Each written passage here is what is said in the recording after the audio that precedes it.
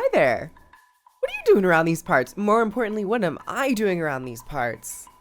Hi everyone, I am back. I've recovered from my facelift, my BBL, my blood transfusion, my chin implant, my cochlear implant, and I've also had both of my legs extended, and I'm now 2 inches taller after 7 months of recovery. And as my very first video to start off the new year, I wanted to take a more of a review approach to Guild Wars 2 in the year of 2024. Disclaimer, I am no gaming journalist. I did not go to the College of 1011001 Binary University to professionally review games. This is just a player's experience. This is a personal review. This is anecdotal evidence. With that being said, let's get on with the video. So, Guild Wars 2, what has really changed from a foundational level and perspective? Well, we have the character creation and the classes. Character creation is largely the same, however, there have been new faces and hairstyles updated along the way, even for free-to-play players. During the End of Dragons expansion, new faces and hairstyles were introduced, which was very nice. And the professions are as solid as they've ever been. You have 8 core professions if you're a free-to-play player, 9, an additional one if you've purchased the expansions, because you get access to the Revenant, a good old Misty boy. And on top of how solid all the classes are, new weapons have been added in the most recent patch, which we'll get into a little bit later in this video, but they definitely are continuing to add elements to the classes to keep them exciting, to keep them fresh, and to keep them deliciously fun. And as from a higher level perspective in terms of roles that MMO players oftentimes partake in, you have the trinity of healing, tanking, and DPS. I will say in Guild Wars 2, tanking is not much of a thing, which in my opinion is a little unfortunate, and tanking has kind of been left to the wayside with most of their endgame bosses, and it's there's no tanking. So if you are someone who enjoys tanking, this might not be the game for you. However, there is ample access to damage classes, to healing classes, to other classes that offer, you know, a mix of damage and buffing or healing and buffing. So that's currently what we got going on with the endgame content. As for certain updates, once you've created your character, you get thrown into the world, you gotta level up your character, go through the story if you want to do that. And what's changed here? It's largely been the same, however, the leveling process in terms of the amount of XP required, the amount of XP given to you as you're leveling, all of that has been quickened, it's been hastened, it's been buffed. So, while Guild Wars 2 was an MMO that was very easy to level, even when it was first released, it's even easier now.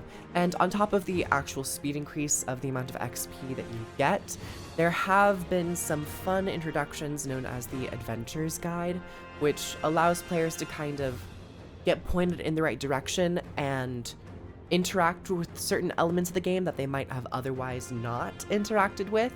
So these are things like interacting with your bank, interacting with a trading post, gathering, crafting, dodge rolling, using your healing abilities, using your utility skills. And when you complete these adventure guide objectives, they will reward you with a lot of experience. So not only are you leveling much faster throughout your entire time, you can use this adventure guide while you level to really boost levels quite significantly. Other than that, it's really the most beneficial improvements to the core game that I am really wanting to touch on. There have been, of course, bug fixes to the core map, to the core story, to core dungeons, which have been really exciting to see, and other in-game events for free-to-play players to enjoy alongside those who own the expansions. Now let's talk a little bit about Secrets of the Obscure, the newest, spiciest, juiciest, you know, a little dry if you like it a bit drier, content for Guild Wars 2. And this expansion has been very interesting because it's the first of its kind. It's more of a one-shot story now that the Elder Dragon saga has come to a conclusion over the course of 10 years. This is really fresh ground that the developers and writers can go into and test things, experiment, and see what sticks and what doesn't. So for Secrets of the Obscure, this expansion takes place in the setting of the Wizard's Tower, which is a long lost or long questioned mystery. If you are a Guild Wars player or Guild Wars 2 player, you might remember the Wizard's Tower in the human region. It was never really given a lot of story, and it was really just a beacon of a mystery. And they decided to answer that question and unveil some of the mystery with the Wizard's Tower in this expansion. And it has been very exciting to at least see something different than dragons. So we are off to the Wizard's Tower with the wizards themselves having to fight off demons from the realm of Nayos, the Cryptus. That's kind of the setting. You pair up with wizards. They're a little morally gray at times, and then you go and you fight some demons. And some of the demons are actually nice, which you'll encounter. This expansion released with 2 maps, Skywatch Archipelago and Amnytas. And the way that they are doing their live updates is that they are introducing a 3rd map, but releasing it in increments. So we're currently on the 2nd release, so about 66-67% of the map has been revealed to us. There is one last portion that we're waiting on for the very final update. But as the maps go for this expansion, they're very easy to play in. And I think over the years, Guild Wars 2 has really perfected their open world experience and their open world meta events. Large group raids, large group events where everyone across the map come together to help fight this boss or do a chain of events to then fight the boss. And these 2 maps that were released with the expansion are no exception. We have Skywatch Archipelago, which is very easy to get into. There are pockets of fractals of various regions, so there's a lot of visual diversity with the very first map, and the meta itself is very easy to get into. Triggers on a timer as other metas do, and it's not super complex. It really respects your time, and it's a nice way to just generate some crafting resources, get some gold, and work on some achievements. For the 2nd map, we have Amnytas, which is a little bit more bespoke, the different colleges and houses of the wizards, and the event is a little bit more, it feels slightly longer than the very first one, but definitely not the longest in the game. It also respects your time, and it has quite the end boss, a set piece. It is very visually striking, which was nice to see in this expansion, because certain assets were reused in the very first map. So coming into the 2nd map, I was like, let there be something larger than life and something very new and novel. And in that 2nd map, that's where we really got to see the artistry and the new models of the Cryptus. So for the open world experience, it has been very solid, at least for the first 2 maps. Good metas, good story, good events. And then we have the 3rd map, which has been introduced, and this is Nayos. The very first release was not well received, I would say, at least from a map's perspective. It was a little small, but I'm happy to report that this 2nd update has definitely expanded the map and made it feel like a much more worthwhile gaming experience, which is nice to at least play from a player's perspective. So I'm very happy with that. Alongside the new maps and the new story, the Secrets of the Obscure expansion released a couple new features, which have been relatively consistent and enjoyable. The first one I want to talk about are, or I guess first 2, I would say, are the Rifts and Convergences system. So Rifts are a great system if you're looking to log in pretty quickly and go around closing different rifts, which are spewing out slimy demons. And it's a nice way for you to just kind of lock in. We're locking in, Chief. And we're going to lock in and go fight some demons. So if you want to go do that, it's a nice way to just do it of your own accord. And you'll have other players around that will oftentimes pop in to come and help you. And it really feels like an expansion on their previous bounty system, which was released in their 2nd expansion, where you'd go around the map fighting different bosses, but those bosses were on a timer, and once you completed them all, you sometimes will have to wait for a certain amount of time for them to respawn. There is no timer in between the rifts, so you'll just go darting around the map, and you'll be able to fight and vanquish them and seal them. And these rifts are particularly important because they give you really vital crafting materials, so you can purchase and craft your open world legendary armor. Yes, I said it. Oh yes, I did. And yes, they went there. Guild Wars 2 finally has access for open world players to acquire legendary armor. This armor was previously only for, you know, endgame content, endgame rating, endgame and structured player versus player and world versus world, and would oftentimes require a lot more dedication to builds and gameplay. This open world experience, you still have to play quite a bit of the game, but it's a little bit more accessible and a little bit more easy to work towards if you don't really want to set up a system where you have to raid and you have to have that consistent party system to get into endgame content. The Rifts have been a pretty good system on that front. I have yet to craft the new set of legendary armor, which also has its new visuals, which look really good, but I'm slowly working on it. It's kind of expensive, and I can only do so many rifts before I want to go and do something else. So once again, you can go and play the content that you want to play. There's no time limit, there's no rush. You can take your time, really get to feel it, get to sink into the gameplay.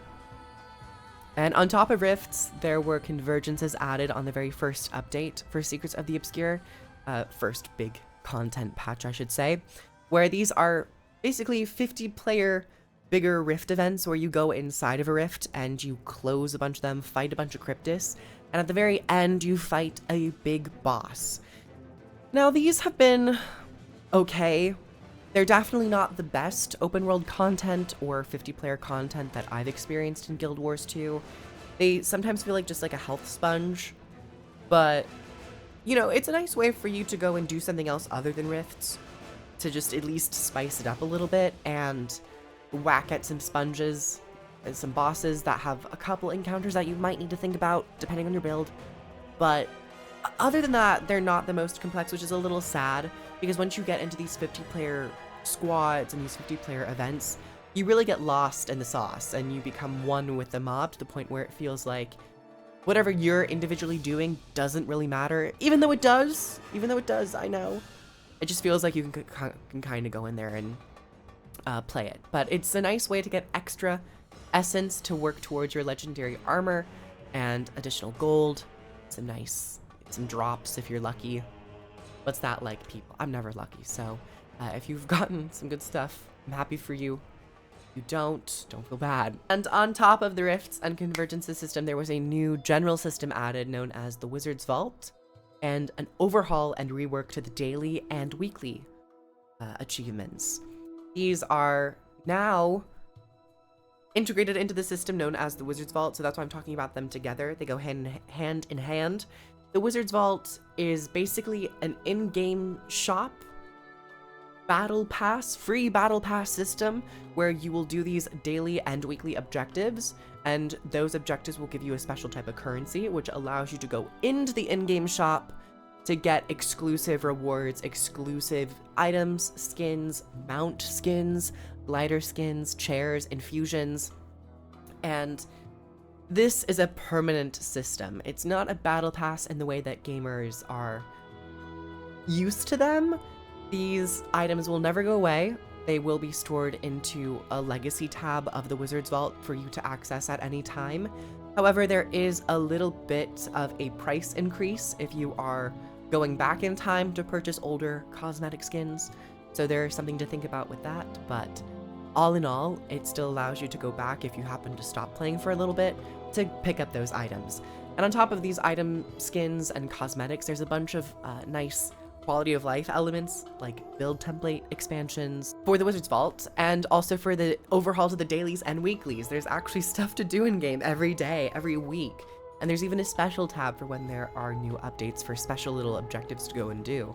So all in all, I really enjoy it. There was a little bit of a difficulty or bad reception because you have to pick which category you want to do. You can't just get a full selection of PVE and PvP objectives. It would still be nice to have the full selection of choice, but we're at where we're at, and this is what we're dealing with, baby. Let's talk a little bit about the two current updates and story. We're not really going to go into spoilers today, folks, but this is where we kind of get into the entirety of Secrets of the Obscure and its like overall finishing review, because as it has been so far, Secrets of the Obscure has been a very enjoyable expansion. The story has been enjoyable, while at times I felt a little too broad in scope with what they can actually deliver on.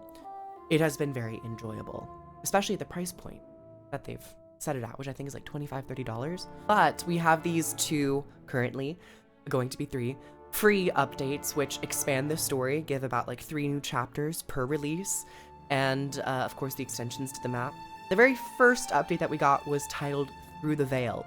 This was the intro to Nayos, the demon realm. And the main villain for this update was Hator. And as the story continues in this realm, in this new map, you begin to see that this is the homeland of the demons and the Cryptus. And you're trying to find those who are trying to be saved and those who are trying to run away from the very tyrannical king of this realm. And this is where we're kind of first introduced to it.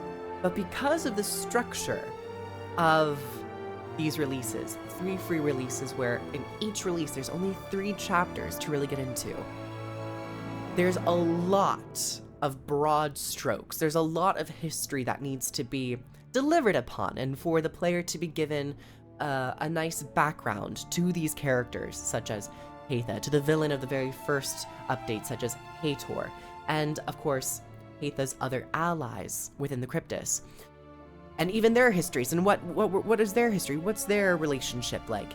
But breadth that this requires is not really delivered upon in the actual in-game scenario. Most times, I would say. There's only so much they can fit into these free updates to where it's not really a fault of perhaps what they're able to accomplish. I think this really lies in the fault of maybe this part of the story was a bit too broad or would have required an expansion in and of itself, not just free updates. This does make you want an entire expansion around Nayos and the demons and the Cryptus, because it is fascinating. It is new territory that we haven't really explored in depth as much as we are now, but it needs more depth to it, if that makes sense. What else came in with this very first update? Well, we had a new challenge mode to a strike mission that was released with this expansion, Secrets of the Obscure, which, by the way, also released with 2 core strike missions. I shouldn't say core. 2 expansions, or 2 strike missions that came with the expansion. And these updates are just adding challenge modes to the strike missions that we already know. And this very first challenge mode was not the best. It wasn't as challenging as people expected, and people cleared it extremely fast, which I don't think is a bad thing. But when you only have 2 essentially raid bosses with an expansion, it does leave you wanting more, especially for those who are enjoying challenging content and really enjoy dungeons and raids from other MMOs. To only have 2 and then for the updates to not introduce any more, in my opinion, is really unfortunate. It's really sad, because the whole reason they pivoted to this strike mission system is that they would then, what they said, could use these story mission characters and build them up into a raid boss and utilize these assets and these arenas and these story beats. And they really just don't do that.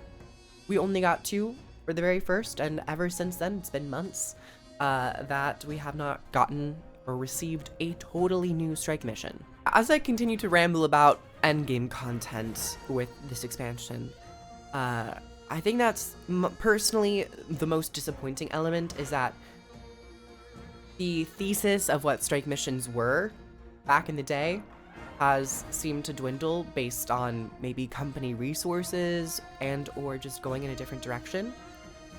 However, I think ArenaNet understands this and has seen this, and they have stated that in their next expansion, Expansion 5, which is being worked on, there is something that endgame PvE players are going to be excited about and are going to be looking forward to. And we haven't received any information about Expansion 5 other than that, really. So if they're telling us this that early, I do imagine that there's going to be at least more strike missions, more fractals, if not a raid wing, or like 1 or 2 raid wings. And that does get me excited. If not raids, I'm more than happy with like 4 or 5 strike missions per expansion. which I think would be a good amount. It's like essentially a raid wing for the amount of time that these expansions are going to be released. I think that's totally fine, but I think more. We just need more. I'm sorry if I'm greedy. I need it. I want it. Give it to me. Then we get to the second update, which is the expansion. An additional extension, I should say, to the realm of Nayos. And once again, this part of the story felt better when you're playing it with the very first update. It feels like there's just more to get into. There's more story, there's more lore, there's more notebooks to pick up and to read. There's more characters to kind of get into. But once again, it kind of falls into that, you know, breadth versus depth element to it, where this setting in and of itself requires more time, more energy, more, you know, story beats to it, but we're not really getting that, so it does kind of fall a little bit more flat, and that's a little disappointing. But I will say, personally speaking, I did enjoy this update more than the previous one. So that was good. On top of the story update, the expansion to the map, we have yet again another new challenge mode, the strike mission, the final strike mission of Secrets of the Obscure. This one, as opposed to the first one, this one, oh my god, ow, stop, it hurts. They definitely went for the challenge. I think it took like a week for a world first or so, which I'm not totally sure about other, you know, games like WoW or Final Fantasy, if that is like a normal amount of time. But for Guild Wars 2, it is certainly an aberration. It is certainly I shouldn't use big words if I'm not 100% confident in their definition. Pretty sure I'm right though. I'm delusional enough to think I am. It was unique. It was unique to see such a long race to world first. It was extremely challenging. The health in and of itself was massive on top of all the mechanics and getting them down. And it was extremely enjoyable. And it brought with it a whole crowd of viewership over on Twitch. People are interested in seeing this high level display of skill and content. Along with it, new weapons came in to the game for each profession. They announced this at the very start of the expansion during all of its marketing, that new weapons were coming to the professions, but it was only in the second update, so about like 6 or 7 months after the initial release of Secrets of the Obscure, did these weapons come into the game. They are very fun, and I enjoy most of them. However, that gap for me was a little unfortunate. I think it'd be a little bit better if the weapons came in with the very first update, if not the launch of the expansion, because it's kind of the thing that everybody gets to experience. Everyone gets to play with these new weapons for PvE, PvP, and World versus World. So when there is so much time that you have to wait in between, it's like, ugh, like it hurts. Give me something new. So that was my only critique, really. But my one other minor critique is that the visual element, if you're adding something new to the professions, and we're only doing new weapons, you gotta deliver on the new visuals and the new sounds. And they did for the most part, but it wasn't 100% effort, mainly because I'm a Guardian main and the new Guardian weapon is dual pistols, and it comes with a new symbol. And these symbols each have their own unique visual, sound design, animation to them. This round, they did not. They reused a previously existing symbol, but they just made it smaller. So it's not even the same size. It's so lackluster. And you might say, KROOF, it's a small detail. Get off your high horse. Your groin hurts. You're just a little angry. And to that I say, yeah, I am. But is it so bad that I want them to be the best? And to deliver the expectation? Is it? So if they will eventually add that new symbol and that new visual, I will retract such statements. But I think it's important if you're adding something new and it's something that is marketed at the very start of the expansion when people are purchasing it, it should be to the best of its ability. And, you know, a rifle is shooting out arrows. What are we doing here? Why are we... I know we reused that animation, but that animation was for, you know, a bow. Why is an arrow being shot out of a rifle? Oh, because it's you... Yeah, you reuse that. I forgot, yeah. But, so... That's been Secrets of the Obscure. That's been Guild Wars 2 in 2024. I don't know what else you want me to say. You look cute. I got that Riz. I'm practicing my Riz. Sometimes I feel like I look like Lord Farquaad. I need to wrap this video up. I'd say Guild Wars 2 Secrets of the Obscure, for what it is as a very first trial into this new expansion format, I am very much satisfied with this expansion, with this piece, you should say. However, I think through this, they need to learn the importance of breadth and depth. And when you're doing these 3 additional story updates before your next expansion, that story, if it is not a continuation of what the expansion initially was, which is also kind of the case of what is happening right now, it's a kind of branching off. That expansion story was done, so they're going into kind of a different route. You really got to understand what you're writing and how much time you feel like you are actually going to need to truly deliver on it for the audience to really feel magnetized by it, to find themselves attached to it, to really understand. And I think that's kind of where they fell a bit short. The writing in and of itself has been good to okay. It's been entertaining. I haven't fallen asleep. But some of the visual, you know, set pieces, and when the writing is kind of culminating to like a flashpoint and just the visuals don't really live up to it, you have that disconnect. And on top of this, I also think that we just need more endgame. Something for players to get into. But on top of that, we need endgame systems, like a better LFG, a better like group finder, so that these systems can kind of flourish. But expansion 5 seems to kind of hit on that. From what has been said, the whispers in the wind kind of indicate that, so I'm excited to see. That's been Guild Wars 2 in 2024. Once again, I am not a journalist. I'm a dude on the internet talking about digital pixels and clicky clacky on my mouse and keyboard. So that's been my experience while I hit WAS and D and click on things on a screen. How's your experience been? I would love to hear. Comment down below in the description, or not in the description. I haven't done YouTube in so long. Comment down below in the comment section your experience with Guild Wars 2 in 2024 and with the expansion Secrets of the Obscure. If you'd like to purchase Secrets of the Obscure, which is very fairly priced, there is a link in my description if you want to help me out. You want to help me out? You want to purchase it?